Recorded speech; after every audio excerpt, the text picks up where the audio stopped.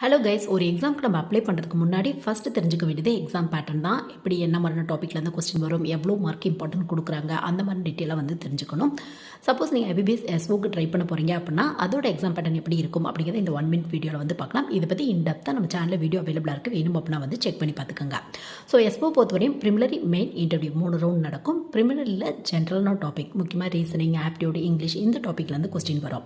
அடுத்து main exam பொறுத்தவரையும் நீங்கள் என்ன ஆஃபீஸருக்கு ட்ரை பண்ண போகிறீங்களோ, ஐடி ஆஃபீஸர் அப்படின்னா கம்ப்யூட்டர் ரெலவெண்ட்டான டாப்பிக்கில், அக்ரிகல்ச்சர் ஃபீல்டு ஆஃபீஸர் அப்படின்னா அக்ரிகல்ச்சர் ரெலவெண்ட்டான டாப்பிக்கில். ஸோ இந்த மாதிரி full and full professional topic main எக்ஸாமில் இம்பார்ட்டன்ட் வந்து கொடுத்துருப்பாங்க. ஸோ ஃபைனலாக இன்டர்வியூ நடக்கும். மெயின் ப்ளஸ் இன்டர்வியூவில் எவ்வளோ மார்க்ஸ் ஸ்கோர் பண்ணுறீங்களோ அதை பேஸ் பண்ணி போஸ்டிங் போடுவாங்க. ப்ரிமினரி அப்படிங்கிறது ஜஸ்ட் குவாலிஃபைங் ரவுண்ட் தான் உங்களுக்கு.